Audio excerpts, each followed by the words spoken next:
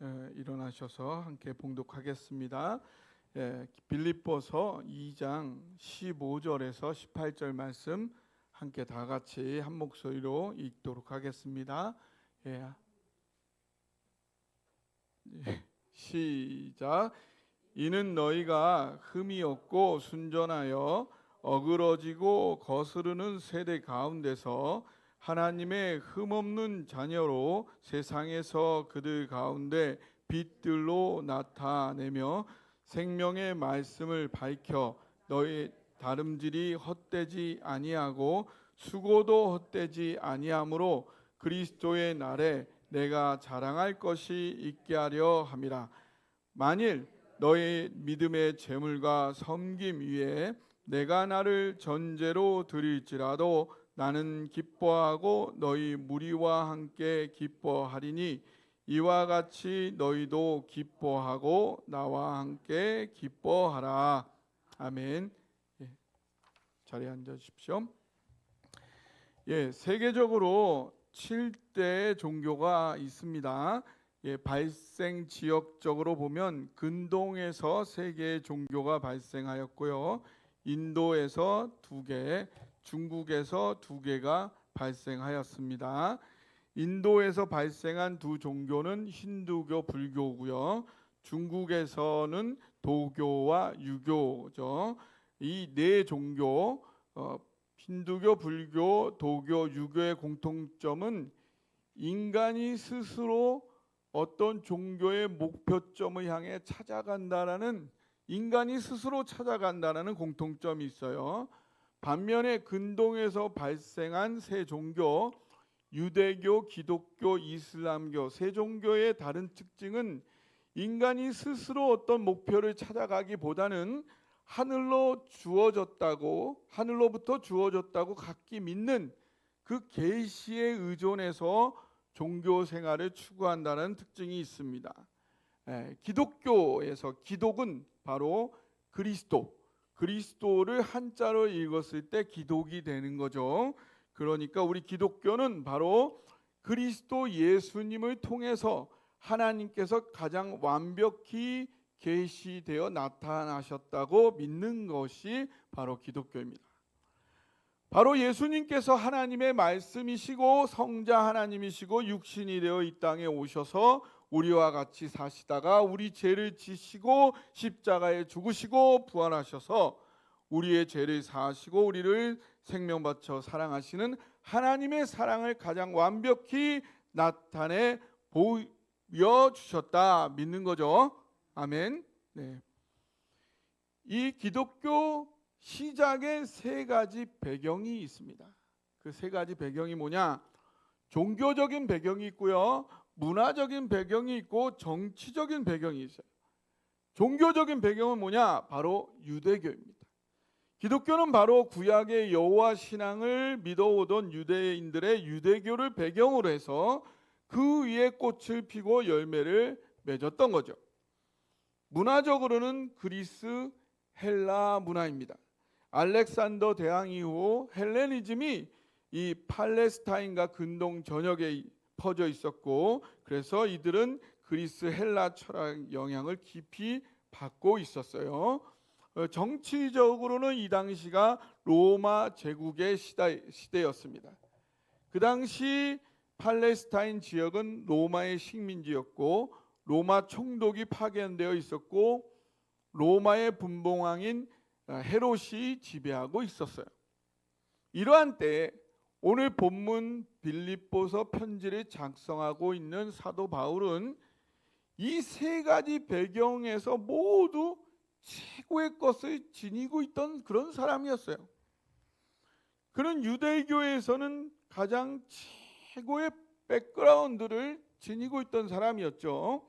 그는 이스라엘 초대 왕이었던 사울왕과 이름이 같았어요.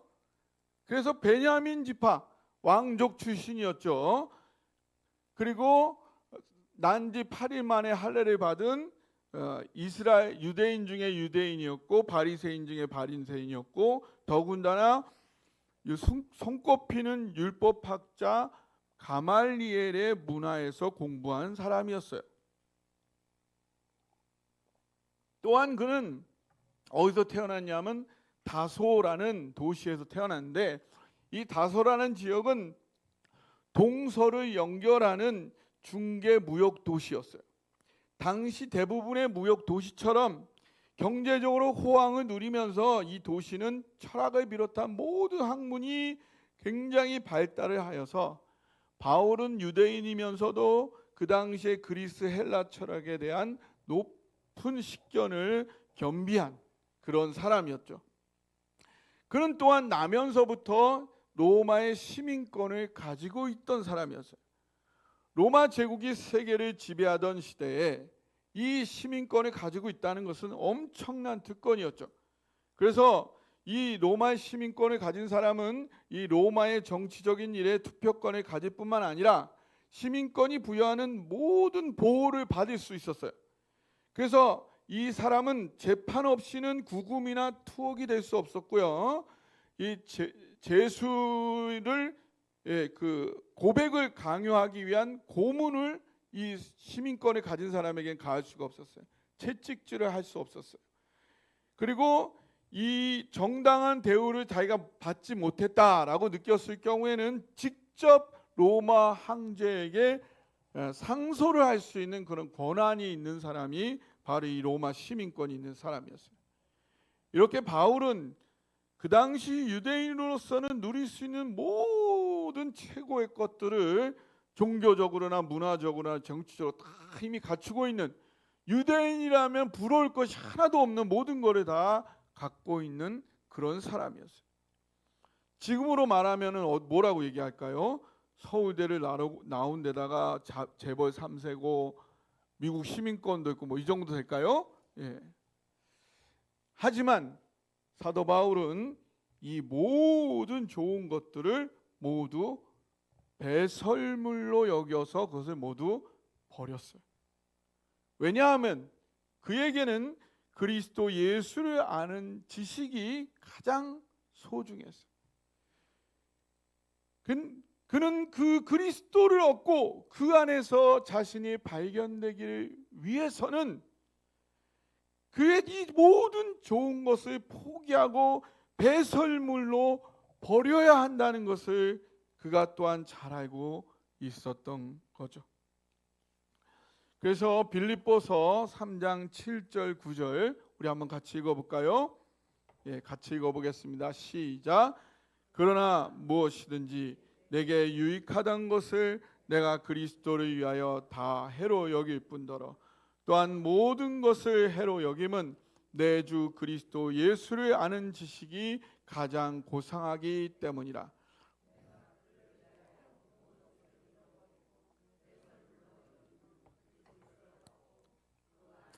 발견되려 함이니 내가 가진 의는 율법에서 난 것이 아니요 오직 그리스도를 믿음으로 말미암은 것이니 곧 믿음으로 하나님께로부터 난 의라. 아멘.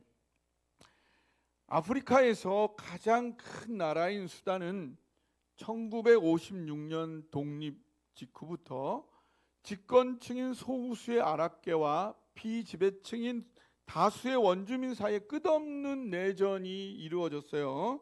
그래서 어린 소년들은 소년병으로 군대에 가서 봉사하고 거기서 죽음을 당하는 끔찍한 일을 겪어야 했고, 또 계속해서 말라리아와 콜레라의 전염병으로 많은 사람들이 목숨을 잃어갔어요.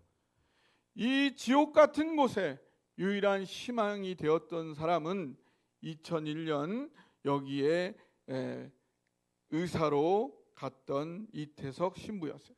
그는 이 신부가 되기 전에 인제대학교 의대를 졸업하고 인턴까지 마친 그런 세상에서 이미 모든 것을 다 갖춘 사람이었지만 그 이후에 의술을 가난한 자들에게 펼치고 싶다라는 그런 꿈을 가지고 신학대에 진학을 했고 신부가 돼서 이곳에 갔던 거예요. 그래서 그곳에서 병원을 시작하니까 이 소문을 듣는 많은 사람들이 며칠 밤을 걸어와서 치료를 받았고, 그래서 그는 밤을 줄여가면서 밤새서 환자들을 거의 쪽잠을 자면서 환자들을 돌보게 됐어요. 그러자 전혀 현대 의술을 경험하지 않았던 수많은 사람들이 목숨을 건지는 이들이 생겨나기 시작했고, 수많은 환자들이 몰려들어서 병원이 가득 차기 시작했어요.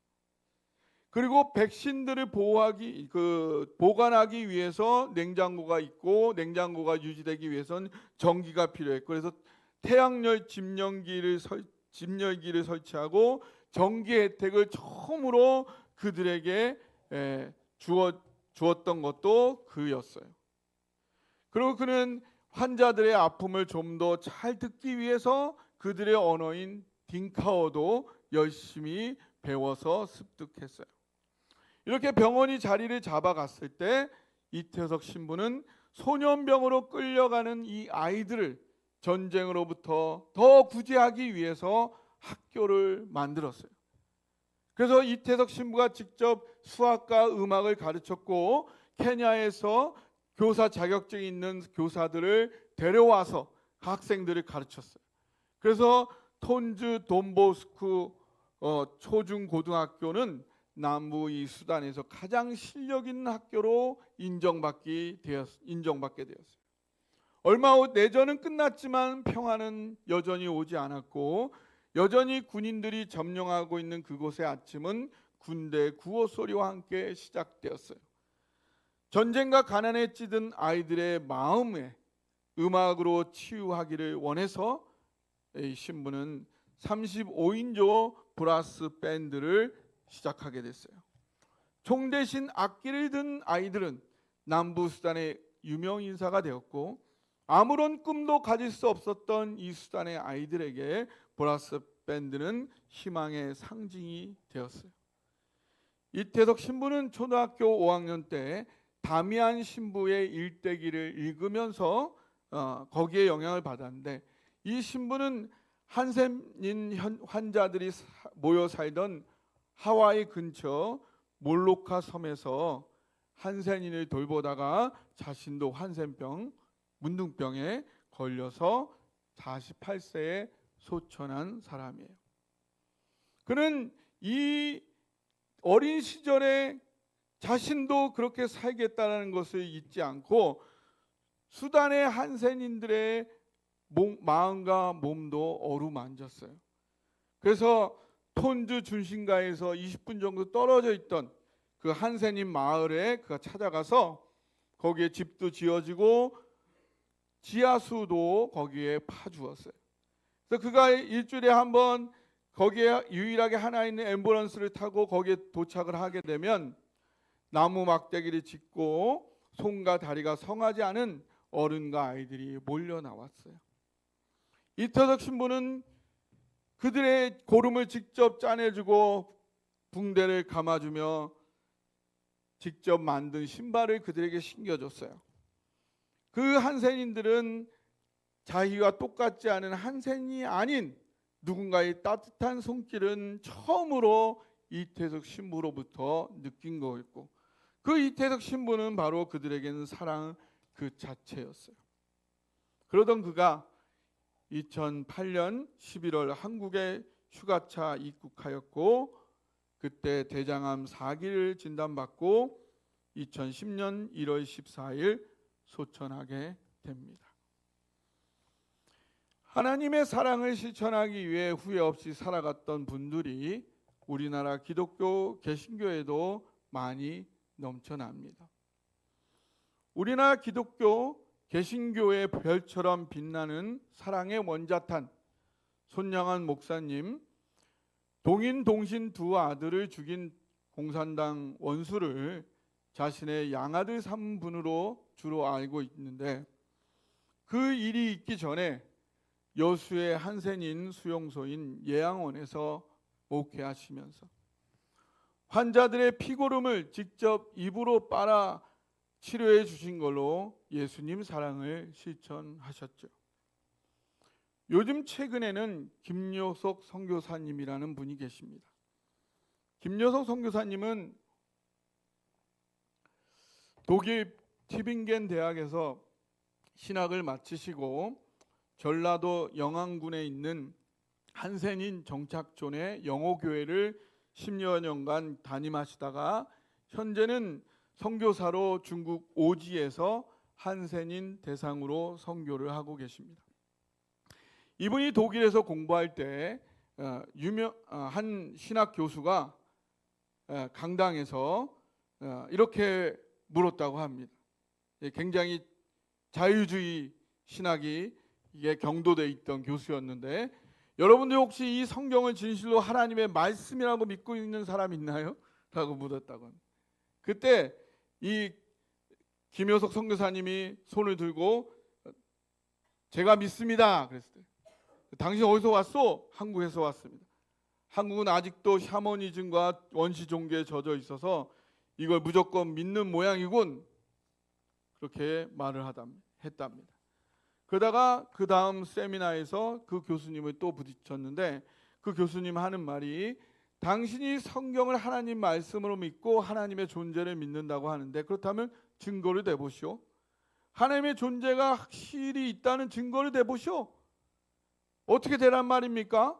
당신이 그렇게 믿는다면 하나님 한번 만난 적이 있을 거 아니오. 하나님 얼굴이 어떻게 생겼어? 흑인이요? 백인이요? 아니면 황인종이요?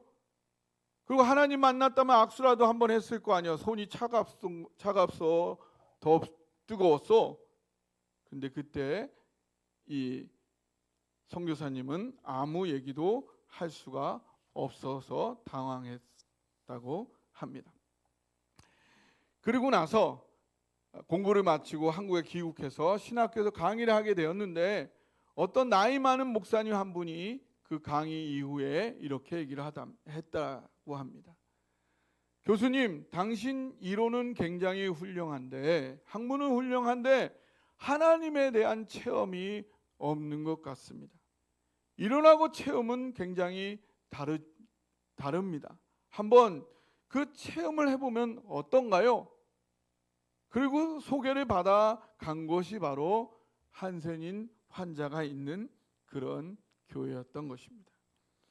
첫 주일 설교를 하려고 단위에 섰는데 맨 앞에 앉은 사람을 보고는 너무 깜짝 놀라고 말았습니다. 코도 없고 입술도 없고 눈도 없고 얼굴에는 구멍 5개만 있는 그런 모습이었어요. 아래를 보니까 손가락도 다 잘려나가고 팔목만 남아있는 모습. 무슨 설교를 했는지, 무슨 본문을 했는지 모를 정도로 너무 당황을 했습니다. 이제 설교가 끝나고 예배가 끝나고 교인들과 인사를 해야 되는데, 악수를 해야 되는데 손이 있어야 악수를 하죠. 어디를 잡아야 하나? 그 잘려진 손목에는 노란 고름덩어리들이 동실동실 맺혀 있었습니다. 잡으면 터질 것 같은, 아이고 모르겠다 하고 지면서 그렇게 지나가는데, 두 번째 사람의 손을 잡았는데 할머니였습니다. 손을 보니까 반이 잘려졌어요. 손바닥 반이 남았는데 그 손을 잡으니까 갑자기 할머니가 왼손을 그 손 위에 떡 올려놓는 거예요. 손가락이 떨어진 사이로 노랗게 고름이 맺혀 있는데 그걸 가지고 손등을 자꾸 비벼대는 거예요. 꼭 터질 것 같습니다. 아이고 할머니 왜 그러시냐고 손을 빼려고 하는데, 그때 할머니 하시는 말씀이, 목사님 제가 18살에 이 병이 들어 지금 나이가 78입니다. 만 60년간 이 병으로 있다가 한 번도 성한 사람 손 못 잡아 봤는데 오늘 목사님 손 잡아보니까 너무 좋아서 제가 이럽니다. 그때 갑자기 가슴이 뜨거워지면서 깨달아지더랍니다. 어쩌면 바로 이 손이 우리 예수님 손이 아닌가.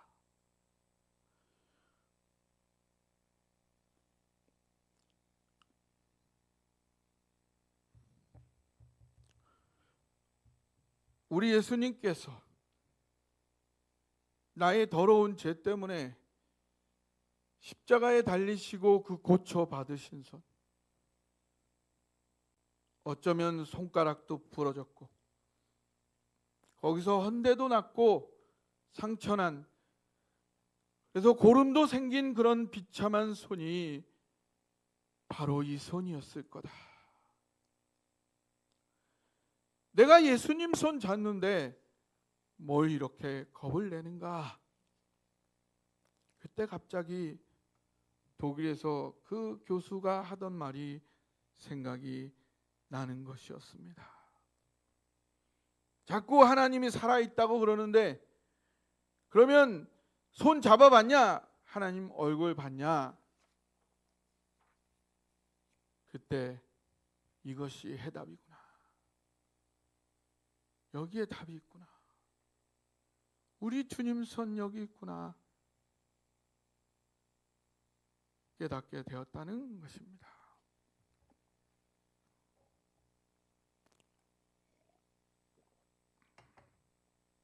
(10여) 년간을 공부하면서 만나지 못했던 하나님, 오히려 그 할머니를 손을 잡으면서 거기서 하나님을 진정 만나게 되었다는 것입니다.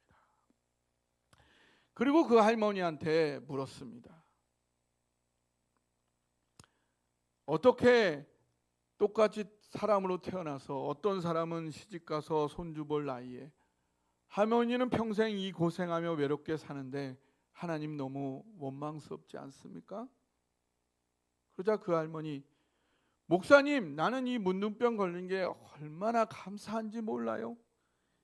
이 병 걸렸기에 예수 믿고 천국 가지 않습니까? 그러다는 것입니다.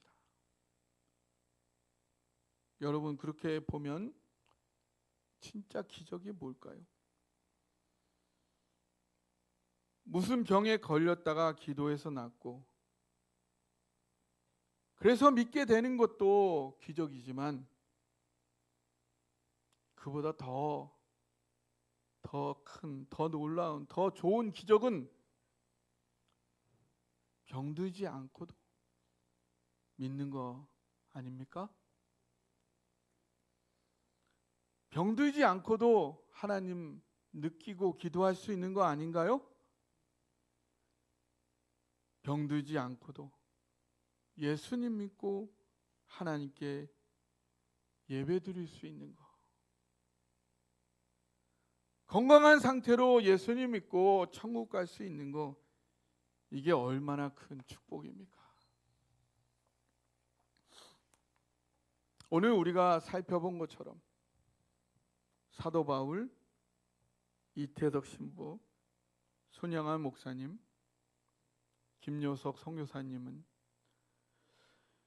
그리스도 예수를 아는 지식을 가장 소중하게 여겼고, 그 안에서 발견되기 위해 이 세상의 모든 소중한 것들을 필요하다면 기꺼이 배설물로 버렸습니다. 저도 이들을 본받기를 바랍니다. 제가 본받기엔 너무나 훌륭한 분들이고요.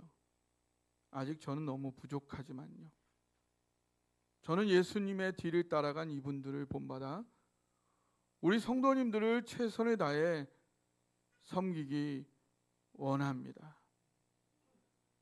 제가 직접 피고름을 못 빨아들일지라도요, 그거 비슷한 거라도 할 수 있으면 하기 원합니다. 그리고 제가 대우를 좀 잘 못 받더라도 저는 목회를 결코 소홀히 할 생각이 없습니다. 제가 어차피 좋아서 목회하는 거거든요. 저는 성도님들이 축복 많이 받으셔서, 많이 헌금하셔서 많이 살해해 주시면 너무 감사하겠지만요, 아무리 형편이 어려워서 사례를 적게 해주셔도요, 저는 목회할 겁니다. 저는 이거 좋아서 하는 거거든요. 저는 목회를 하기 싫은데도 억지로 하는 거 아니고요, 먹고 살려고 어쩔 수 없어서 하는 것도 아니에요. 하나님께서 맡겨주신 너무 영광된 일이고요, 너무나 나에게는 딱 맞는 무지무지 재미난 일이에요. 저는 아무리 어렵고 힘들어도 목회는 꼭 할 거예요. 사도 바울은요, 고린도전서 9장 9절에 곡식을 밟아 떠는 소에게 망을 씌우지 말라. 목회의 수고만큼 육신의 필요를 얻는 것이 마땅하다 하였지만요, 교회 성도들의 성편이 안 되었을 때는 기꺼이 장막을 치는 노동을 하기를 주저하지 않았어요. 저도 같은 마음입니다. 교회 재정이 정 어려우면 저도 일할 생각이 있어요. 그래서 어쨌든 주님의 몸된 교회는 계속 세워져야 하고요. 교회는 복음 사업을 계속 이어가야 하겠죠. 오늘 본문 속에서 바울은 이 일을 위해서 자신을 전제로라도 드리겠다고 합니다. 이게 전혀 다른 거를 올렸네요. 네. 오늘 본문 17절을 한번 같이 읽어볼까요?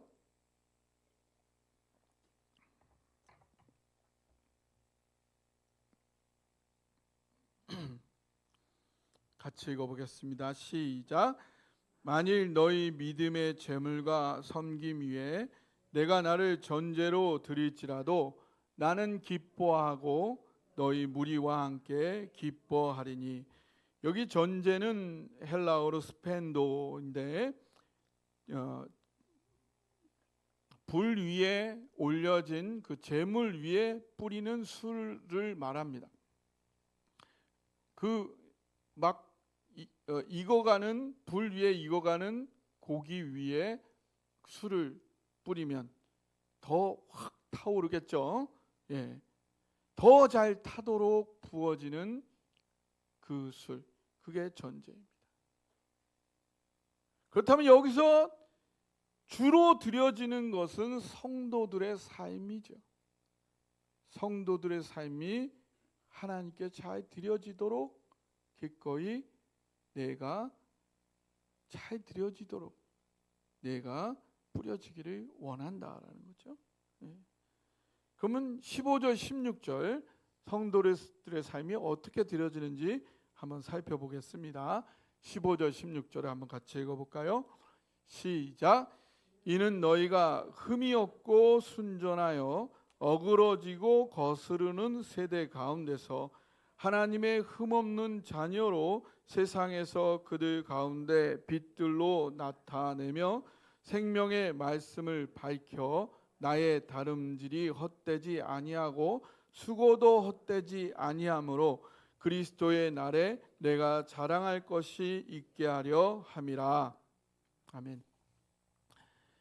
예, 여기서 이것을 풀어 말씀드리면 성도들이 일단 생명의 말씀을 굳게 잡아서라는 거예요.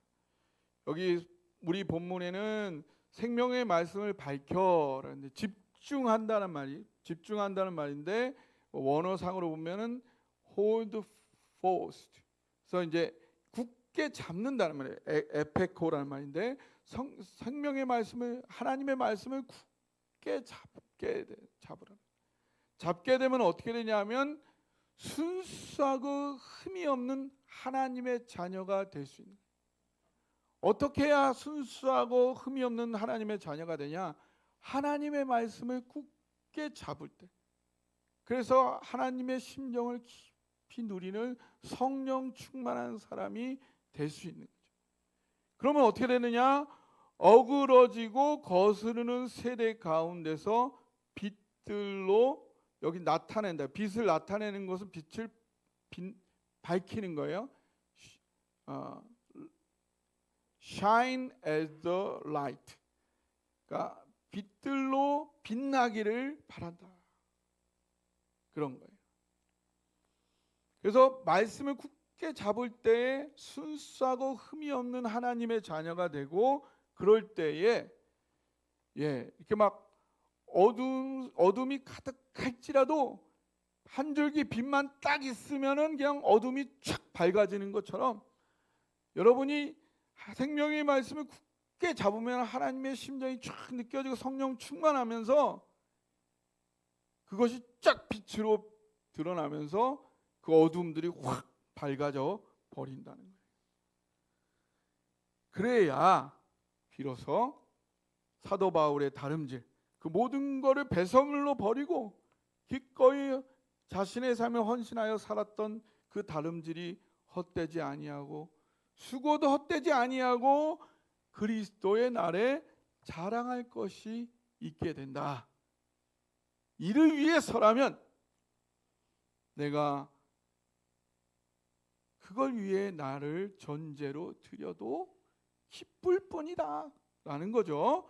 그런데 이 빛으로 드러난다는 것은 여기서 믿음의 제물과 섬김으로 또 표현돼요. 그러니까 여러분이 하나님의 자녀로 빛으로 드러나는 것은 어떻게 표현되냐면 믿음의 제물과 섬김으로 표현되는 거예요. 여러분이 이 거스르고 어그러진 세대에서 어떻게 밝은 빛으로 드러나느냐? 모든 사람들이 자기를 위해 살아가고 이기적으로 살아갈 때에 여러분은 하나님의 사랑이 가득 담긴 생명의 말씀에 담겨 있는 성령에 충만하다 보니까 여러분은 이 제물이 sacrifice, 희생, 서비스, 희생하고 섬김의 삶을 사는 것이 그게 빛이 되는 거예요. 믿음으로 희생과 섬김의 삶을 살게 된다. 그것에 나는 그것을 위해 내 삶이 뿌려지기를 원한다 라고 하고 있는 것입니다.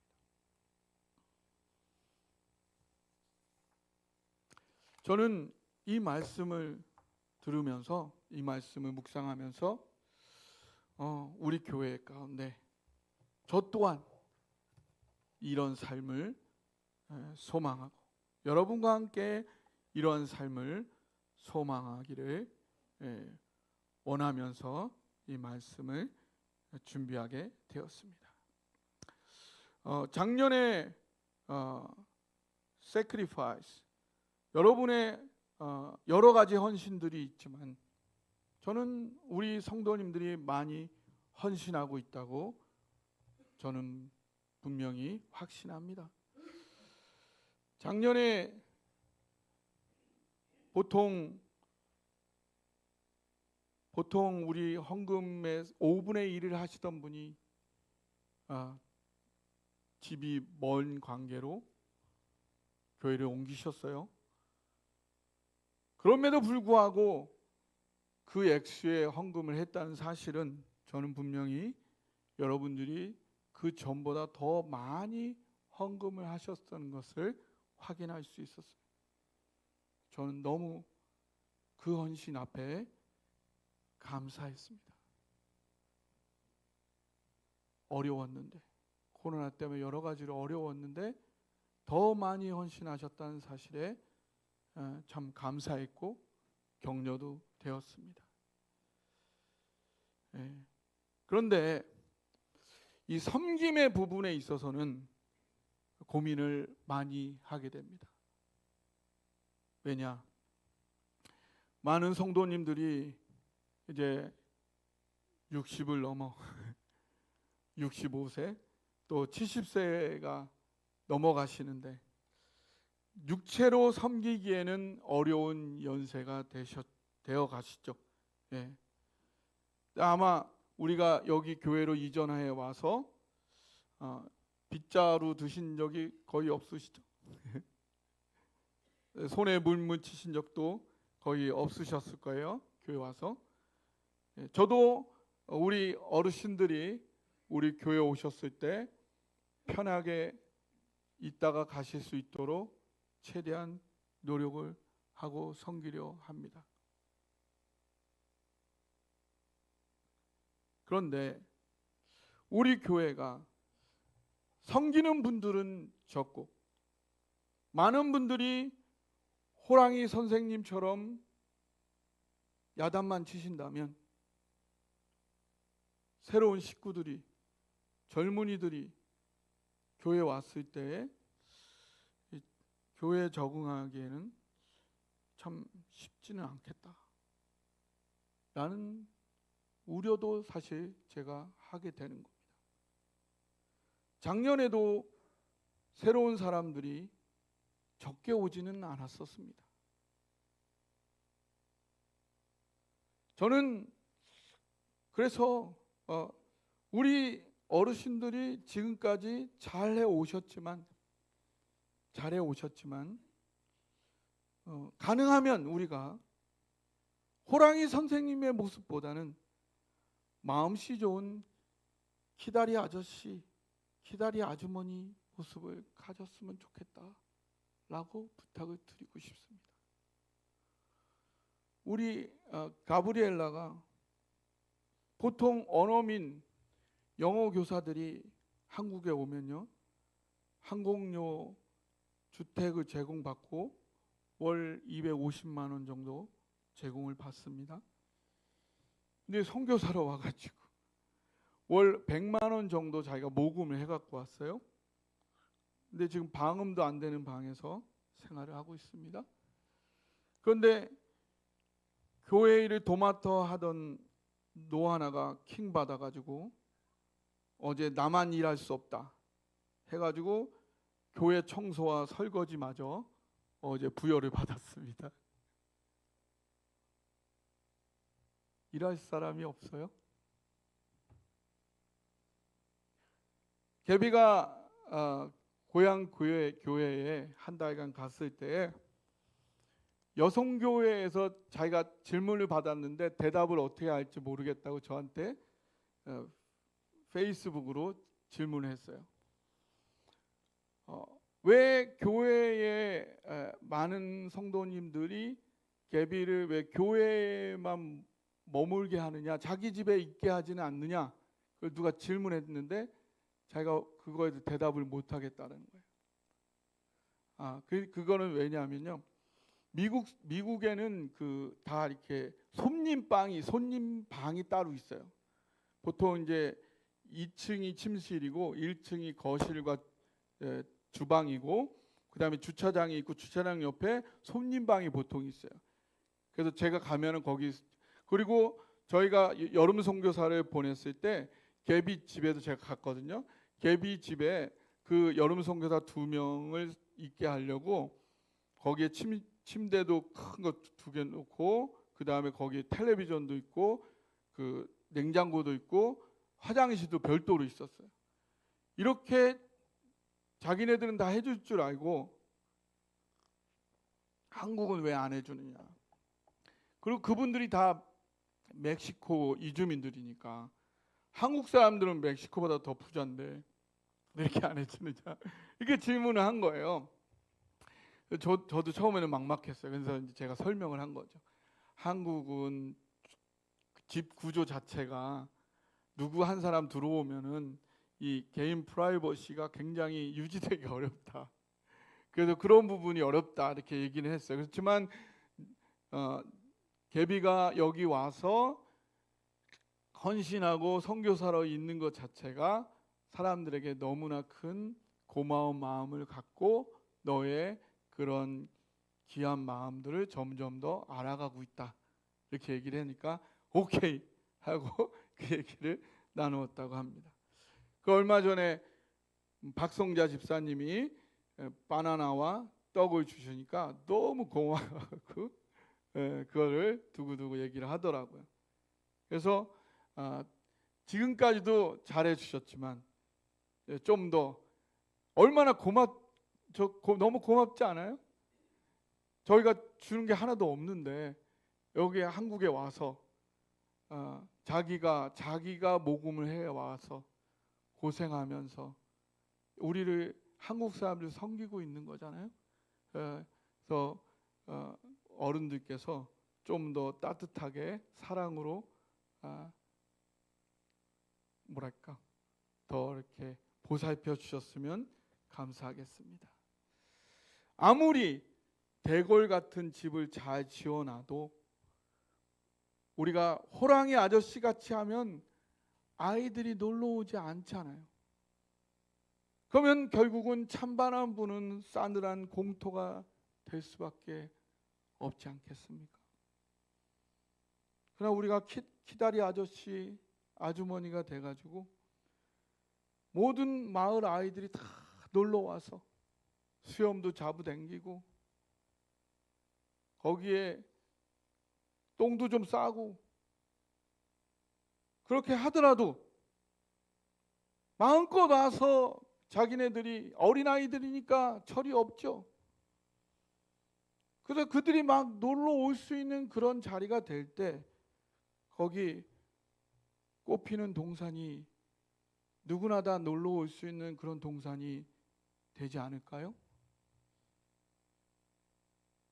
우리 어르신들의 자녀와 손주들이 정말 필요로 한 그런 선물이 사실은 같은 또래 믿음의 동무들이 아닐까요? 그래서 같은 또래 그 동무들이 여기 우글우글 거리면 여러분의 자녀들과 손주들도 오지 않을까요? 그래서 누구나 다 올 수 있는 그리고 깃들어 놓을 수 있는 그 사랑의 동산, 그 사랑의 동산이 될 수 있도록 여러분들이 키다리 아저씨, 키다리 아주머니가 되어 주셨으면 좋겠습니다. 저도 우리 어른들이 그렇게 될 수 있도록 열심히 여러분을 섬기겠습니다. 여러분들을 최선을 다해서 섬겨드리겠습니다. 우리가 재산을 잘 보존해서는 하나님 앞에 가서 그것도 필요한 일이지만 그걸로는 칭찬을 받지는 않을 겁니다. 우리가 칭찬을 받을 유일한 일은 영혼에 대한 것일 것입니다. 어찌되었든 우리 사랑의 동산에 많은 사람들이 언제든지 기쁜 마음으로 올 수 있는 그런 동산이 될 수 있도록 우리가 호랑이 선생님이 아니라 키다리 아저씨, 키다리 아주머니가 될 수 있는 저와 여러분이 되기를 주님의 이름으로 부탁드립니다. 이 시간 잠깐 기도하도록 하겠습니다.